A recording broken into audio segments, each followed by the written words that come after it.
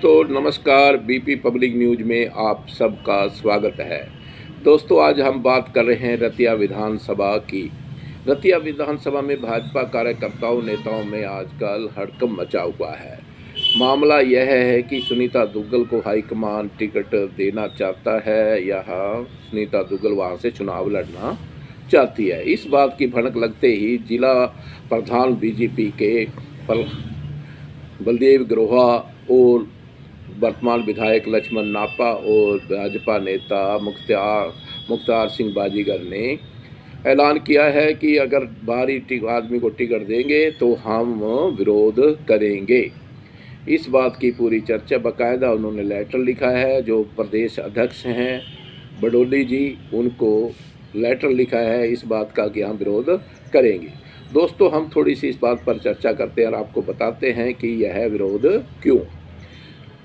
पहले हम बात करते हैं जिला प्रधान बलदेव गिरोहा की।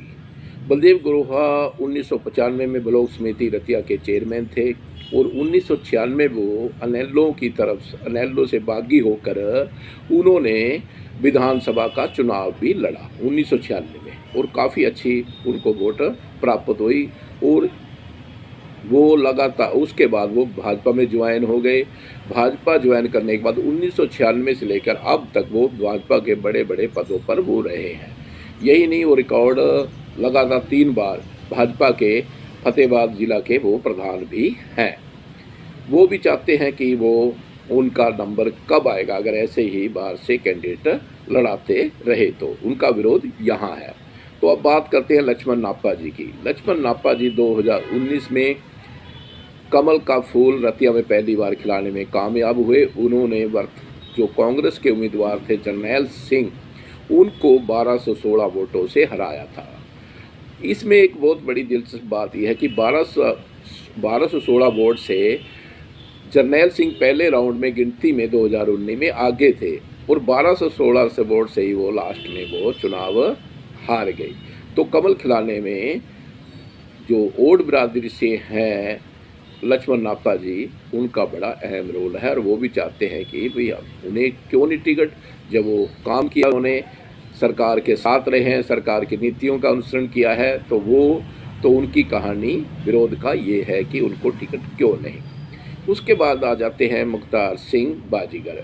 ये भी बड़े नेता हैं। बाजीगर समुदाय के रामसुर रामा भी विधायक बन चुके हैं विकास पार्टी से, तो ये भी अपना अस्तित्व रखते हैं कि उन्हें टिकट क्यों नहीं। इन तीनों ने बाकायदा सहन किए और लोगों से करवाए कि अगर रतिया से बाहर का कोई उम्मीदवार यहाँ थोपा जाएगा तो वो उसका विरोध नहीं करेंगे।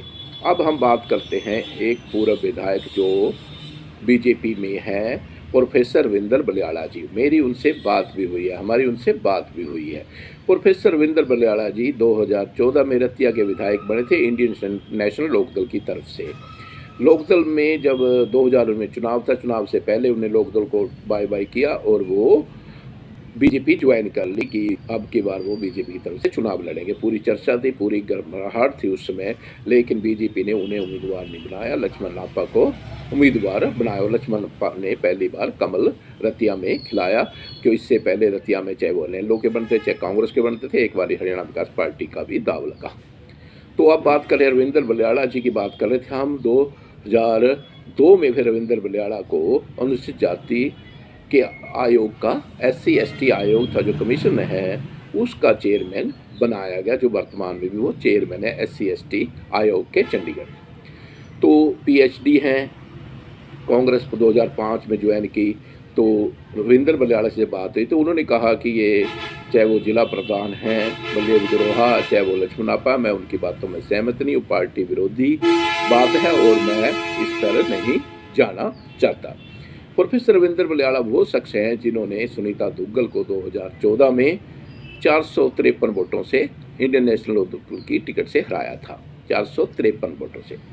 तो वो भी चाहते हैं कि उन्हें टिकट मिले, लेकिन वो पार्टी के बागी नहीं होना चाहते। उन्होंने कहा कि मैं पार्टी के साथ हूँ, हमारा जो कमल है, जो भी पार्टी किसी भी उम्मीदवार को भेजेगी, हमने कमल को देखना है और हम उसका अनुसरण करेंगे। तो ये थी प्रोफेसर रविंदर बलियाड़ा की बात। तो हमने बताया कि 2014 में सुनीता दुग्गल यहाँ से रतिया से विधानसभा चुनाव लड़ चुकी हैं और बाहरी होना अब या कहना पहले विरोध ना करना, तो कहीं ना कहीं अब महत्वाकांक्षाएँ कहें, राजनीति में सबकी होती है। बलदेव अग्रवाल जी 1996 से इंतज़ार कर रहे हैं कब उनका नंबर आए। तो इतनी सी बात है, कमेंट करें, बताएँ आप हमारी रिपोर्ट आपको कैसे लगी। धन्यवाद।